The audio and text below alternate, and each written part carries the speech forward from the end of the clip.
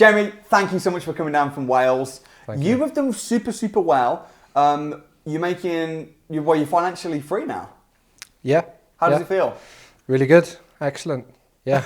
Excellent. How did it all start? What happened? Give me the background. So taking it right back, December 2018, in my local area, the bridge toll was scrapped. Therefore, my house price went up. So that allowed me to pull some equity out. And in and around January, I found your YouTube channel. So I followed you consistently for a few weeks and months. And then around about, May, I attended the launch pad. Sorry, the crash course. Yeah, crash. Okay, 2018. Yeah. This is 2018 December into January 2019, and then from there on. So May 2019, I attended the crash course with my wife. Kind of knew I was going to join the academy, but I wanted to see it, and I kind of, just took a plunge as such. And you used the money to join the academy from that you property. Got from your property? Yes. And you said as well that you'd already budgeted when you refinanced your house. You thought, I want to go into property. You're watching my YouTube videos, and you already budgeted some money for training. Yes. Why did you feel it was so important to put some money aside for training and not just put it all into property? Because to be honest, I didn't know what to do. Yeah. I didn't know. I wanted to invest, but I didn't know how to invest in property. I kind of knew that you could add value, but I didn't know all the different strategies, and I kind of didn't know the compliance and the legality and all of that. So, I didn't have the knowledge. Yeah. And from my background, in my work, it's always you train, you educate, then you move forward. Yeah. Rather than just dive in. So, I mean, on YouTube, I looked at a few other kind of trainers as such, and all I had from them was a call. Just pay me some money and I'll send you some videos as such, which really I was like, that's not what I'm looking for. And then when we went to the crash course, that was it for me. I was in. That was in July. It was the same time I gave up work. But at the same time, my son as well, he finished school. So we're kind of on a journey together, and we have been ever since. So we done the launch pad, went straight into rent-to-rent revolution from that. But from sort of July to September, I was on gardening leave. And I'm thankful for my current employer for that, because I used that time to get compliant for deal sourcing. Network like crazy locally. Found a few mentors. On the way back from the crash course, I made a call to someone who I thought, I kind of knew they were in property and I knew they were successful, they were local, and I kind of said, can we get together for a coffee? And he said, yeah, sure, no problem. So when I went back, we had a coffee, we met up, and I kind of told him my budget, told him what I was looking for. I was looking for properties where I can add value, and kind of left it at that, really. And were you looking for properties to package and sell?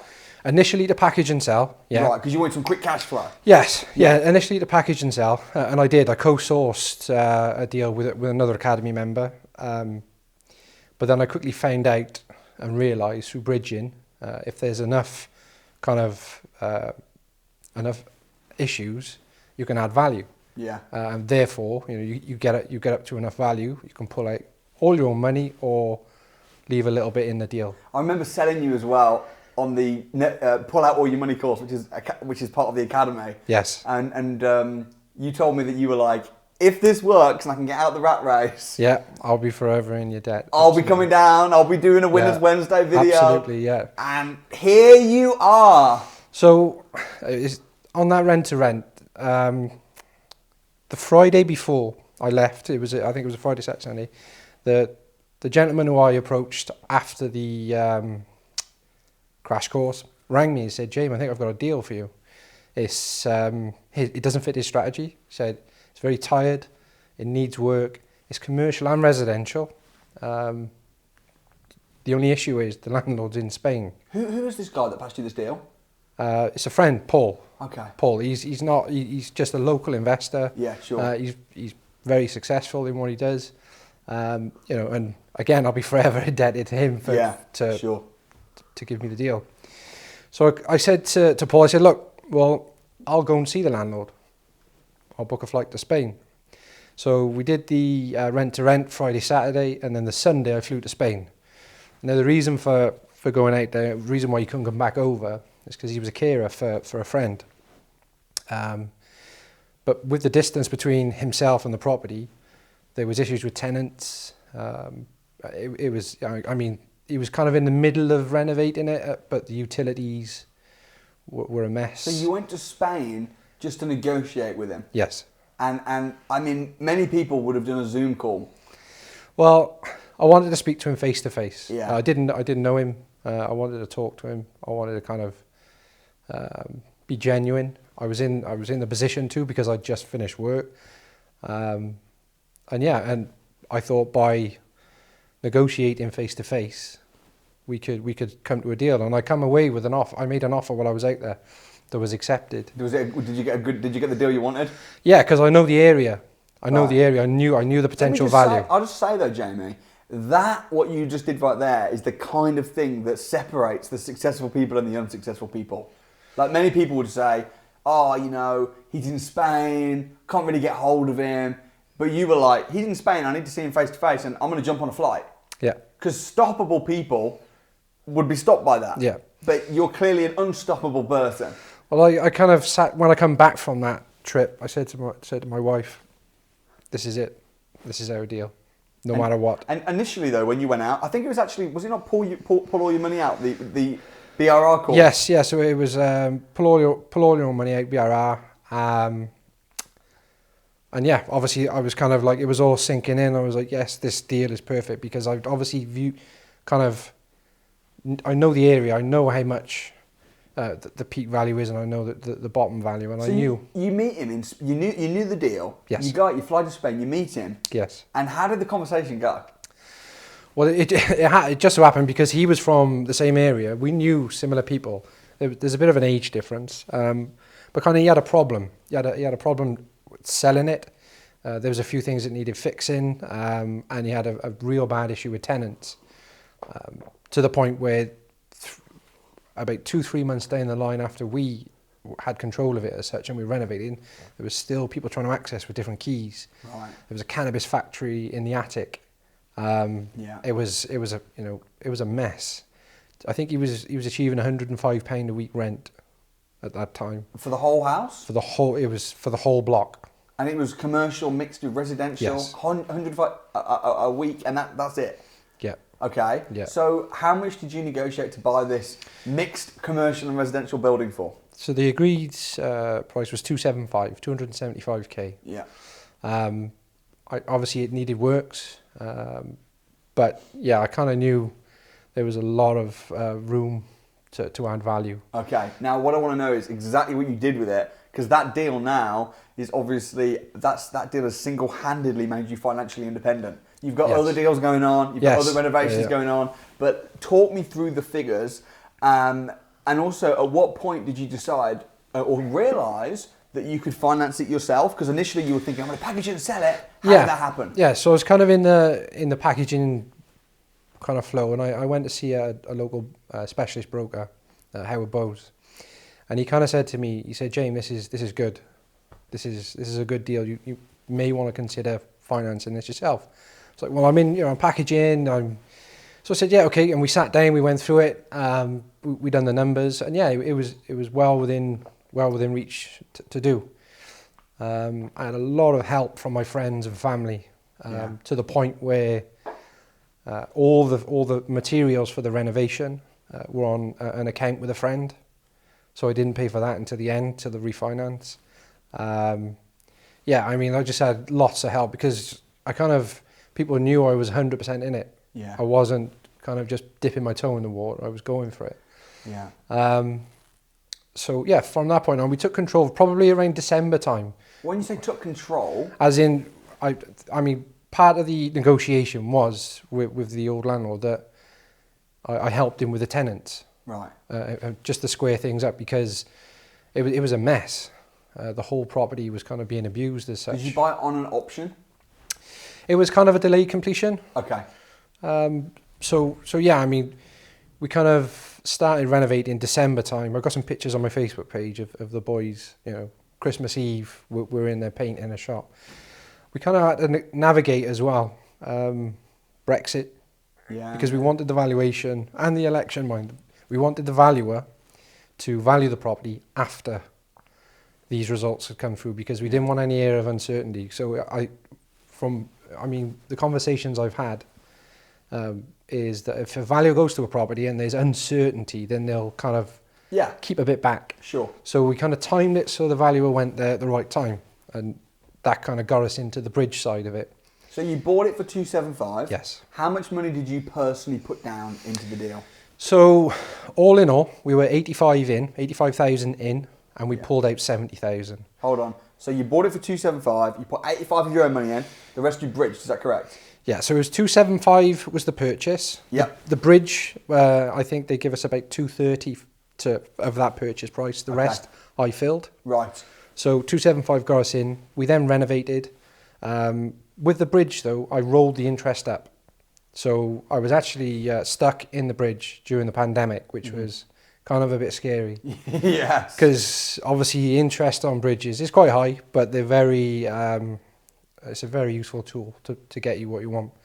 So. How much was the refurb? 27. 27 grand? Yes. That is cheap. Yes. Very cheap. So you bought it for 275, you spent 27 on it. What did the valuation come at? That's what I want to know. 425. Incredible. Incredible. Yeah. So you made a lot of profit on that.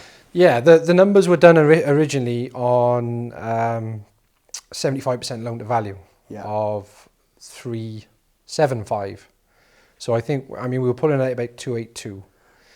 We got 70% of 425. So we pulled out 297,500. Right. But yeah, so we left 15k in the deal. It grosses 42k a year in rents, and the net is about 24. So that's giving you a clean profit of £24,000 a year. Yes. And you only left in 15 grand. You made over £100,000 of equity. Yep. And literally, that was your first investment. Yeah, that was my first deal. So because you've done other deals, but that was packaging and selling, co-deal sourcing. But this was the first ever property investment you bought for yourself. Yeah, and I mean, there's a few advantages as well that I didn't know about in regards to because it was a mixed commercial and residential. It was a commercial purchase, all of it, even though there was 4 residential at the end. And we actually split the titles on completion. Right. So we split the titles on completion. And we added gardens. I mean, if you have a look on my Facebook page, I've done a case study on it. We added outside gardens. So the 3 one-bed flats have all got their own private gardens. During the pandemic, obviously, lockdown, it was kind of, I think I had 50, 60 inquiries per unit to rent out. But kind of having an outside space during them times was really good. How long did it take to get it all rented out? Instantly. Right. So we renovated. The 2 commercial units were done within 48 hours. And all of the residential were done within 24 hours. So that was a corker of a deal. It was an amazing deal. I know, yeah, it was an amazing deal. Congratulations, by the way, on that. Massive well done. Thank you. And I mean, what would someone that's thinking, I've got 85 grand, I'm looking at, I mean, firstly, respect for just putting aside some money for the academy, because a lot of people don't, they think, and I'll say to them, like, okay, you've got 50 grand, put 15 aside for training, and they'll think, oh, you're only saying that because you've got a training company. Yeah. Well, like I've spent more on training with kind of individuals and in groups. Yeah. Because I don't understand business in a sense of when I went from my job to business, I needed to run a business. So opening limited companies, cash flow, your taxes and that kind of, I used that 3-month period to kind of absorb all of that information. But it's paid off though. Absolutely, yeah. And people happily spend 40 grand going to university. Yeah. But then suddenly feel like, oh my gosh, 10 grand for training? Or? Well, kind of January 2019, I had 2 diplomas to finish. I've been kind of sat on them for like a year, 18 months, kind of dipping in and out. And I kind of got into the learning process off the back of that. So I finished that and then went straight into to kind of learn how the property world works. And now you are full-time in property, right? Yeah, I am. So what does a typical day look like for you now? So at the moment I'm based in Newport as such, so I spend a lot of time within a local broker, specialist mortgage broker, Harvey Bowes, because I wanted to be in and around property constantly. So there's lots of deals coming in and you know, I get to pick up things. So that's kind of a few hours there. I'll attend as many events as I can still on network like crazy, Zoom calls. I would say I go to the gym from time to time, but from time to time, yeah. And then I also support my wife with her business. So her business is kind of a year down the line. Yeah. Yeah, I mean, it got to a point, I suppose, during last year that I actually micromanaged myself. I planned my days in 30-minute segments because there was so much to do. Yeah. So, I mean, I got a lot of stuff done, and I still kind of do that now. It's kind of calmed down, even with other renovations going on. I mean, when we met at the crash course 18 months ago, or however long ago it was, May last year, your son was at school, wasn't he? Yeah. Yeah, he was just about to finish school. Just about to finish school. And kind of, I think we've all had it who've read Rich Dad, Poor Dad. You kind of get that eureka moment where you think, I've been doing this wrong. Yeah. So I said to my son, look, you don't have to go and get a job. You don't have to go to uni. You don't have to go to college. You can come along this journey with me.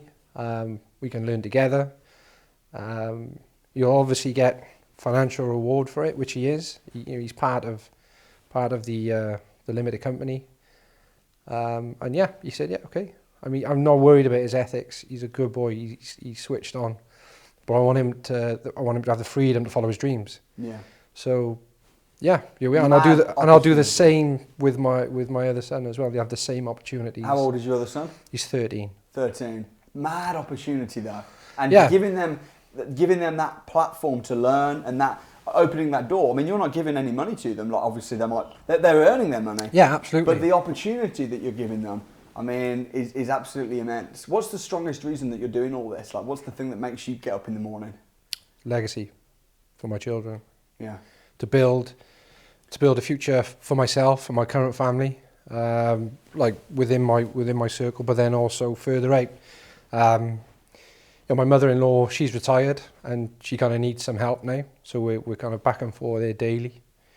This has allowed me to do that, and yeah, just to allow my children and their children to do what they want to do rather than go into the rat race as such. And also, like, you're working on other deals right now.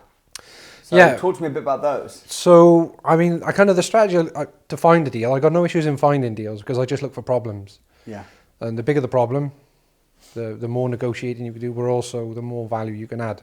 So we're currently in the middle of a renovation just outside, in Llanelli, just outside Swansea.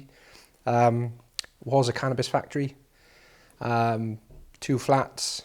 Yeah, I mean, we're just straight into it. Have you bought that already? We're in the process yet. Everything's with the solicitors. Right. We've kind of... How much are you buying it for? 50. 50 grand. And then what's the expected costs and GDV? The GDV is, I mean, the estate agents have given me a valuation anything from 145 to 185. So I've had 145, 160, 180 and 185. Yeah. It'll achieve 160 all day long. So the renovation is going to come in probably about 40. Okay. So you should be able to pull all your money out. Yes. Yeah, we should be. Explain in your own words, because you've done all the training. You're on the academy. You've done the buy, refurbish, refinance, masterclass, pull your money out. What does that even mean? For anyone that's just thinking, I can't get my head around this. How does that philosophy work? So I'll give you an example. One of the first deals I packaged up was, it was in Blenavon in South Wales. It was purchased for 50. The end value was 90 to 95, and the refurb was about 15, with your soft costs, so your legals and fees. So 50 purchase, 15 renovation, you'd say your 2.5k fees is 67,500. If you achieve a valuation of 90 to 95, when you refinance at 75% loan to value, you're probably going to pull all your money out, depending on what your end value is. So you're working up sort of 0.75 times the end value gives you the money you're going to pull out. Means you get a new mortgage. Yeah, absolutely, yeah. And I bet your investor was happy. Yes, yeah. Do you still keep in touch with them? We haven't done any more deals. I mean, as far as I'm aware, everything was okay. I set everything up.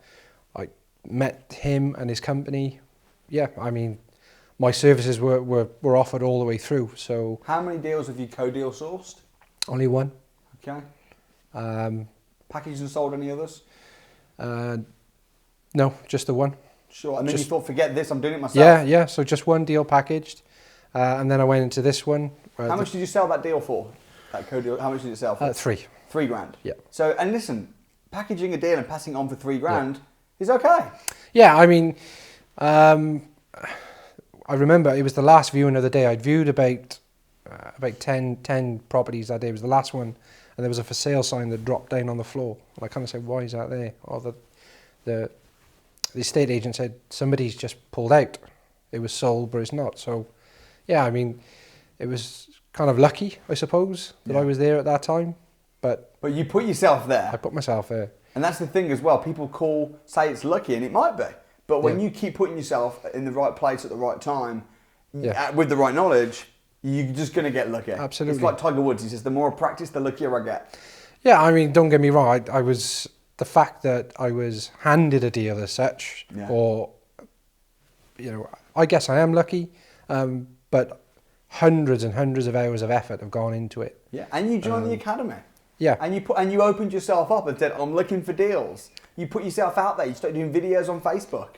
Yeah. I mean, the whole journey's been kind of a roller coaster, really, because you get your highs, you come off the back of an event and you're flying, and then you're like, nothing's happening, and then you go back again.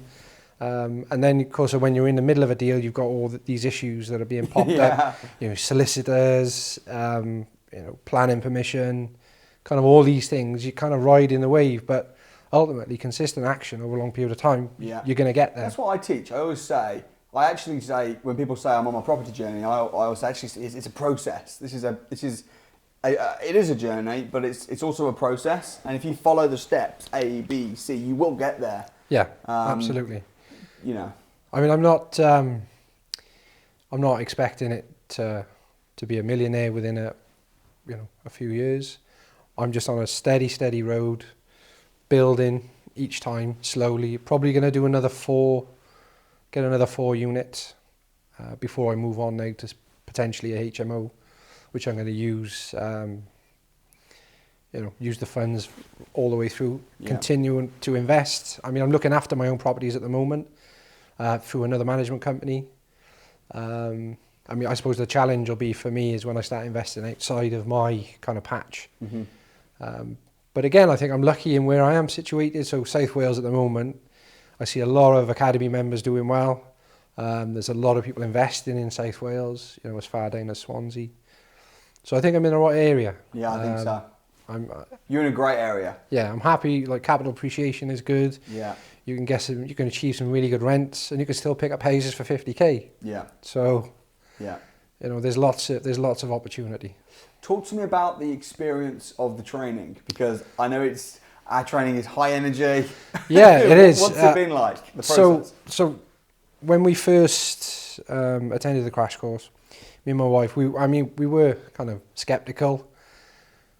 And because we'd been on a few training courses together before, and after like a couple of hours, you're like, but then all of a sudden, we're bouncing. It's like really high energy, and I'm like, okay, let's give it a go. Let's go with it.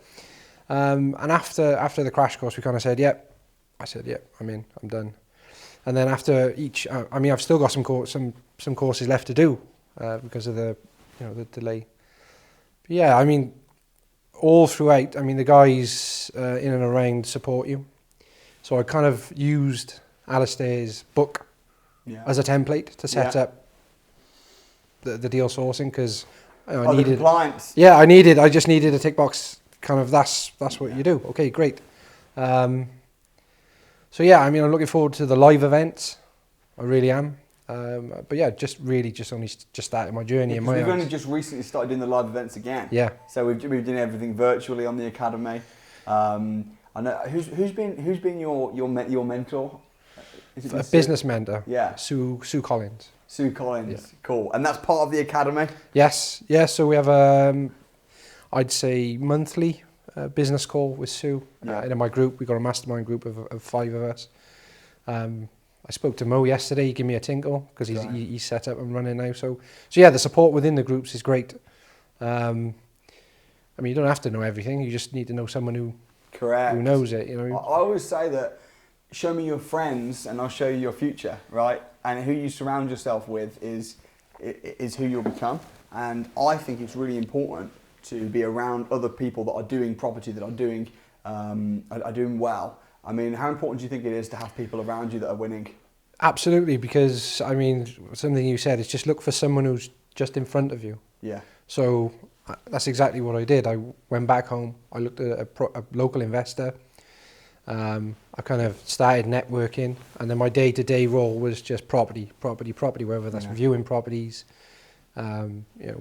meeting people, meeting other sources, meeting other property investors, people who are just, a few years down the line. Yes. And kind of, you don't have to reinvent the wheel. You just have to do exactly what they do. They'll celebrate more though. If you get your first deal and you're around family members who've never done a deal, they'll be like, oh, that's a bit, I'm not sure. Whereas if you do your first deal and you're around people who've got 3 or 4 deals, they go, good for you. Yeah. It's the same as if you become a millionaire and your friends are all worth 10 million, they'll be like, yeah, it's about time. If you become a millionaire and your friends are all worth 100 grand, who do you think you are? So absolutely. I'm always trying to get around people that are doing better than I am. Yeah, bit of inspiration. It's a bit of inspiration, and also, their learnings can be passed direct to you then. Yeah. Avoid that, don't do this. And like you said, I mean, I remember when I announced to my family group that, I've packed in work. I'm not saying that's right for everyone, but it was right for me at the time. Yeah. I'd had some funds in the background. I was prepared for it. And yeah, because I've always had a good job as such. So the career path I was on to say, no, I'm going this way, was a bit of a shock to everyone, but I had nothing but support.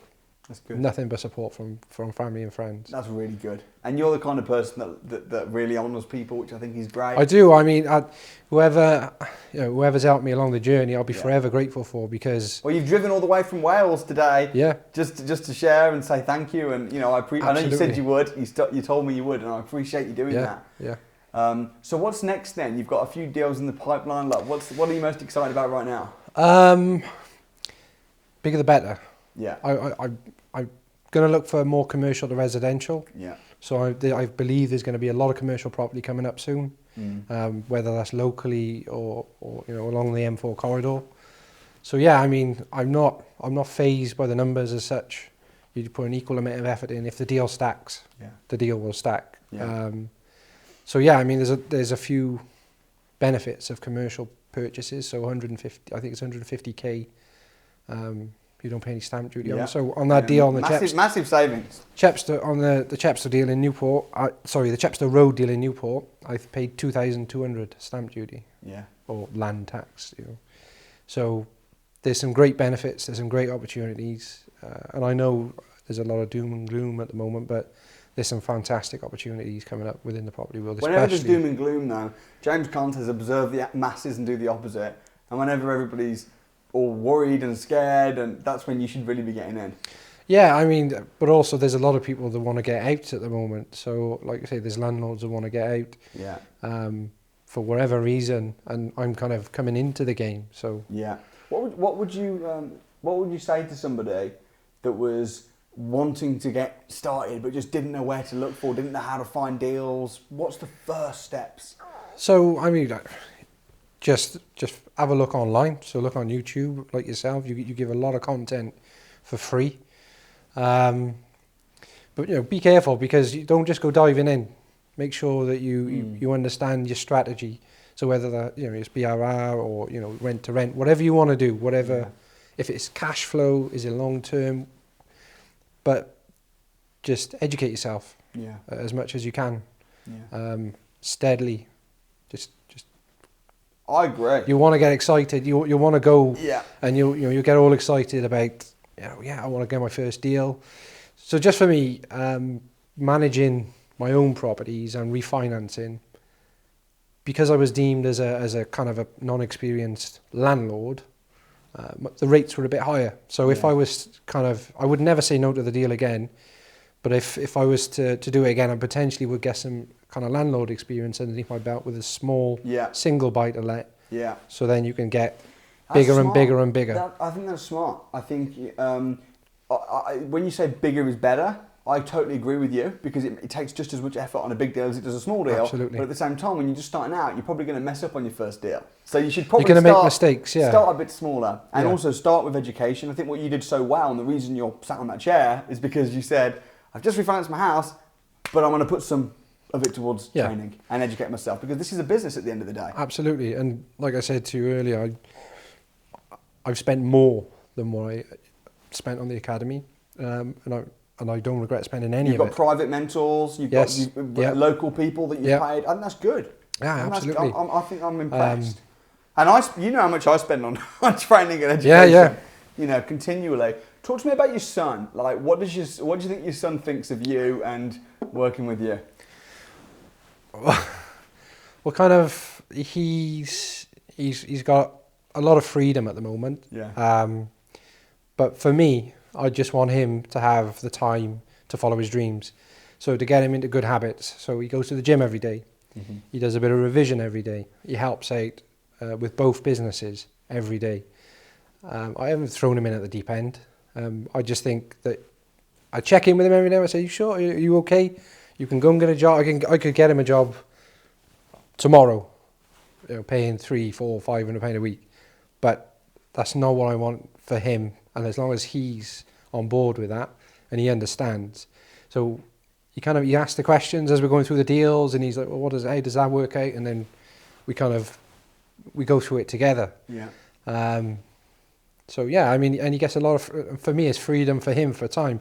I think, when I look back, I think, wow, if he's 17 now, if he has 20 years in property from now, where could he be? Yeah. And same for my other son, Archie. He's going to have the same opportunity. And I want both of them to be successful, but both of them to do and follow a passion. It's great. And I love your passion for your kids, and also passion for business and property. What was your previous job? What were you doing? I was a leader in logistics. So from 18, went straight into a warehouse, worked hard. I never had a day off. Worked up the chain, up the ladder, then I've always had a good job. I've always been well paid. Did you enjoy it? I did enjoy it. I enjoyed the challenges. Why did you want to get out of the rat race so bad? Why were you like, "Samuel, get me out of this rat race"? Because I was living someone else's dream. It was a Friday afternoon, and I was looking out the window. It was the sun was blazing, and I'm somewhere where really I didn't want to be, in a sense of there was other things. So I didn't want to miss any of my son's sport, both of them. I wanted to be free to watch both of them enjoy their sports. I just thought there's got to be more. There has to be more. My aspirations, I was setting goals for myself, but I was on a kind of a train that was never going to get me to that destination. Yeah. I was always going to fall short. So I was kind of in a good place where my family were at. So my wife was super supportive. Financially, it was okay. It was a calculated risk. There was a certain amount of time, probably had about 12 months to get everything going and start getting some income. But it's just to see, what I can achieve and what we can achieve as a unit as well. So my family have been integral to the support they've given me. like, you know, my mother and father, my mother especially, she's kind of like, you're giving up your job, you know. But now she's seeing it. And now the questions are coming. So how do you do? Oh, right, okay, yeah. So I think we've got a future investor along the line. So yeah, I mean, that's.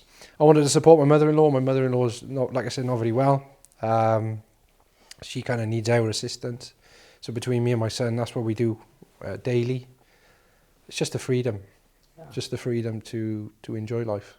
Yeah, that's so good. And I mean, we've been working together now for the last year or so. Yep. What would you recommend the training? Like, what's it been like? If someone that was thinking of going to the crash course, they're a bit skeptical, what would you? Yeah, I would just say go to the crash course. Go to the crash course. You know, experience it. Yeah. It may be for you, it may not be for you, but I would say definitely go. The amount of content you give for free. First of all, do the YouTube, then go to the crash course, then make a decision from then, and then choose your strategy. Go for it. Yeah. You know, whether you're in a similar situation to me, where I was, you know, where I am in my life, where I could afford to take a risk, or if you want to plan for it, I mean, just experience it. Yeah. Experience it, and then go for it. But then, if you go for it, go for it. Yeah, 100%. Well, massive congratulations, Jamie. I really respect what you've done. Respect you coming out from all the way from Wales to share your story. Thank you. And looking forward to seeing you at a future upcoming event or a dinner or wherever we'll see you next real soon. Yeah, thank you. Respect. Thanks so much.